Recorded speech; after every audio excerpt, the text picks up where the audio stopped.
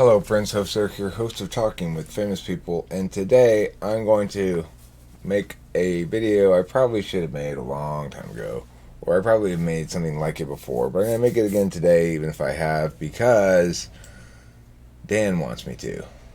Dan and his van. Hey, I'm new to the channel. Where can I find out what polar means? Or any of Eric's baseline teachings on Myers-Briggs? Thanks. So I said, well Dan, I will make a jargon video. So here it is, jargon translation video. First of all, the functions. Any means extroverted intuition, and the best verb perhaps for it is ideating, coming up with new ideas. TI, it refers to introverted thinking, and the best verb for it is parsing or logical deliberation, conditional logic. FE is extroverted feeling, and the best way to describe it basically is understanding how behaviors impact the perceptions of others.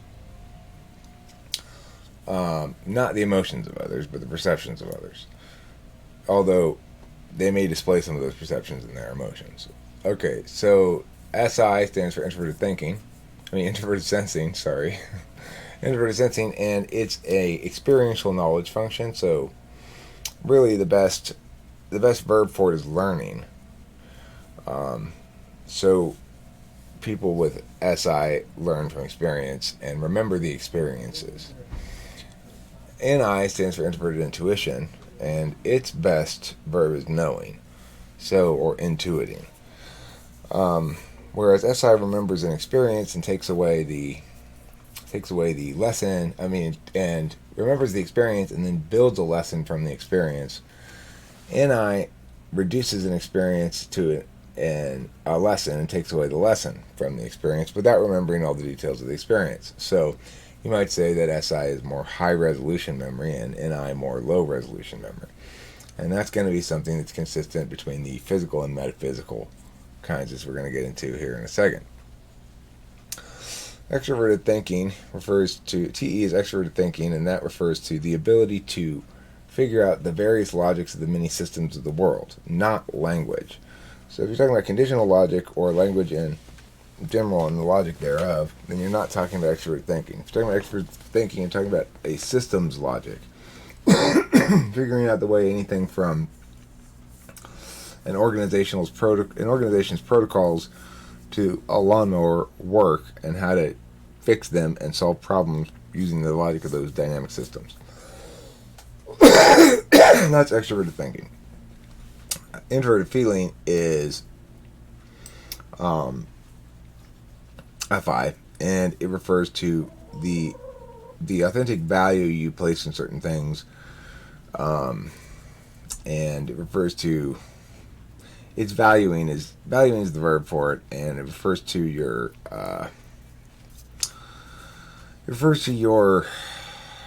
authentic expression of moistures. I don't know. SE is extroverted sensing, and that refers to your ability to do shit, check shit off a list, get shit handled, whatever. So it's also, you might think of it as following through on that which has already been decided. So this is a basic introduction to each of the functions, and let me go down here. Oh no, I'm going into the water. To the slots. Oh. Alright. Let me move this over and put this on top instead, maybe. It's a better idea. There we go. Actually, I don't need to put it on top. It could be right there. Okay, so the slots. The first slot, so the functions go in a certain order. 1, 2, 3, 4, 5, 6, 7, 8. 1, 2, 3, 4 are called conscious functions, but they're not really exactly conscious so much as they are willful. So that's to say they're not just intentional, they don't represent just your intentions, but also your will regarding how to implement those intentions. That's your first 4 functions. And they're typically referred to by a lot of different names, so that can be confusing. The first slot function is sometimes called the base function, the first function, the dominant function, or the program function. The second slot is normally known as the tool function or the second slot function. I forget what the MBTI word for it is, actually. But regardless, the third slot is called the tertiary, first 3, or third slot, or I call it the scorecard function, which refers to its value, which we'll get down to in a second. The fourth is the seeking, or the inferior function. So that completes your front stack. And basically, your program function or dominant function comprises an implicit value. You see in the values there. And your tool function comprises an instrumental value. And what that means is in the implicit value, you have a baseline level of acceptability in order for you to be interested in something. It has to allow you to engage with that event or person or thing using your dominant function, at least somehow, somewhat, some way. Or else you won't be able to be, you just want to run away from that thing, basically. And the tool is instrumental, meaning it serves the goal of the third slot function, tertiary function, which provides your scorecard or your absolute value for yourself. You're going to feel satisfied by attaining achievement in the third slot, so that's why I call it your scorecard.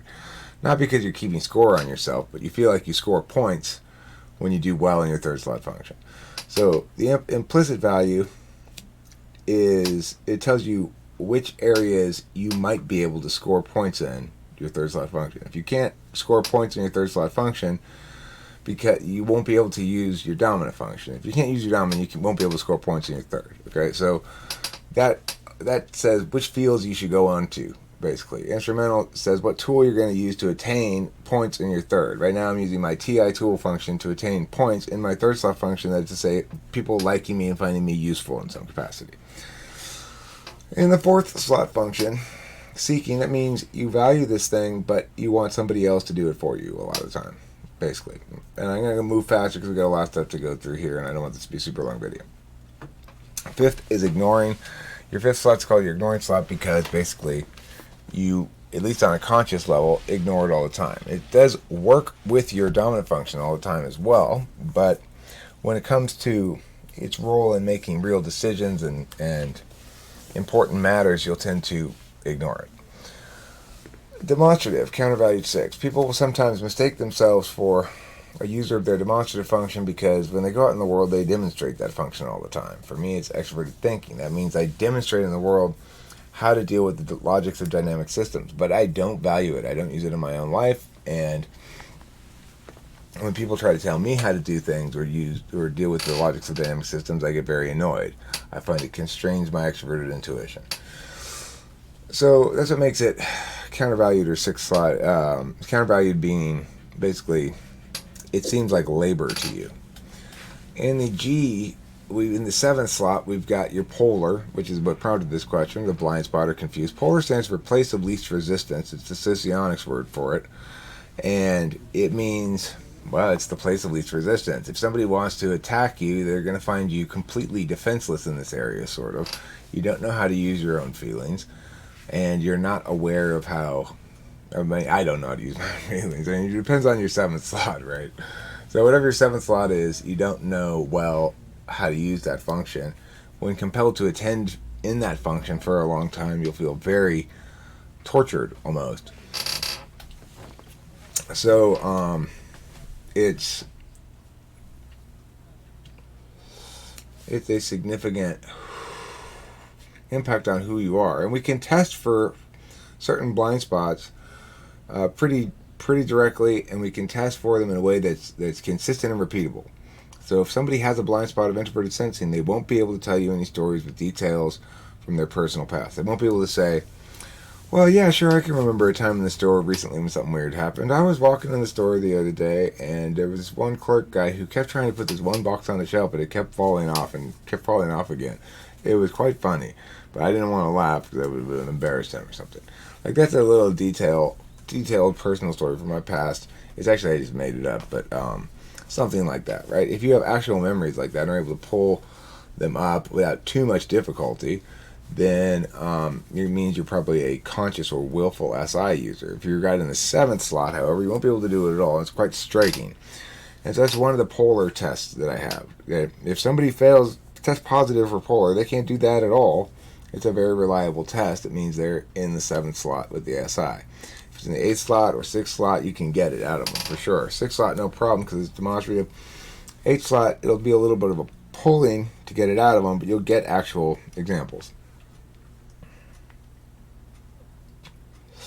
Values. Talked about the first few of those, first four. On the back slot, your fifth slot or ignoring function is an absolute scorecard for externals. That means it's a binary pass-fail. Something has to uphold the value of your fifth slot function reasonably well, or they're invalid. They're illegitimate. If they pass that, though, then they range somewhere in the degree of legitimacy with you on other vectors. So it's not decisive on how you evaluate people in and of itself, but it's a pass-fail entry vector to evaluation. Otherwise, you're just totally illegitimate. So if somebody has no respect for the truth in my fifth slot function, then, which is ni, then I tend to find them illegitimate. The values for 6, 7, and 8 are countervalued, confused, and sub-instrumental or insecure. The one that we really need to talk about is sub-instrumental and insecure, which just means your 8 slot function is instrumental to your implicit value, your dominant function, which itself is instrumental to your 3rd slot function and 5th, basically. So your goals are 3, 5, your means to get there are 2, 8, and your overarching being and what fields you're going to perform well on is determined by your first. Dimensions, aspects. There are 2 dimensions or aspects in which people exist. We exist in the physical world. I can hit my hand, but we also exist in the metaphysical world. I can say I hit my hand and remember that and make representational meaning out of it. So if I'm saying those words, then it's external meaning. The dimension, the field of external, the dimension of metaphysical. If I'm doing that, then it's physical external, but it's also physical internal. I'm feeling it in my hand. If I throw something and it makes a sound, well, in that case, it's physical external. The sound is, and it's not. Something I'm feeling. It's just something I'm sensing with my sensations. Okay, so I mean, obviously, feeling is a sensation, but you get the idea that it has no internal sensory experience to it, like hitting your hand does, right? Or hurting yourself, for example. So, okay, we've got two dimensions, physical and metaphysical, one of representation and one of actuality. The physical world comprises the external physical world and your body. The internal comprises your words and feelings that are mental and stuff inside your head. And the external world of meaning comprises that which is externalized, that is, say, spoken aloud or expressed in some way. There are 4 expressive modes, and we can express internally as well, if we want to call these expressive modes. We just call them modes. I don't want to use the word expression because it implies externalization. So I just call them modes. Put, get, receive, interface. This is the way the information goes. It either goes out from you on one of those 2 external planes.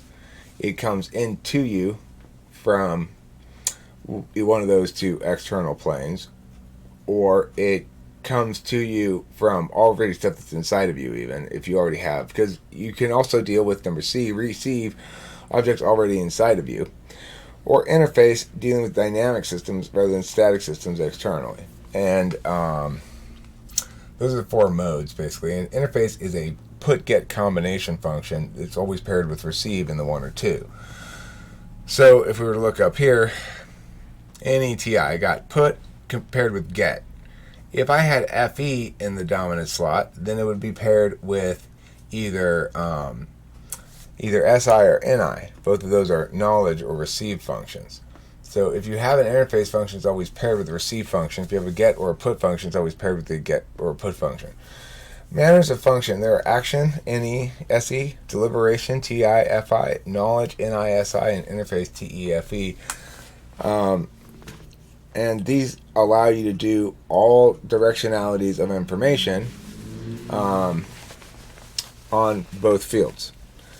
And the prime directive, lastly, is to align expectations and reality. Hope that helped, Dan.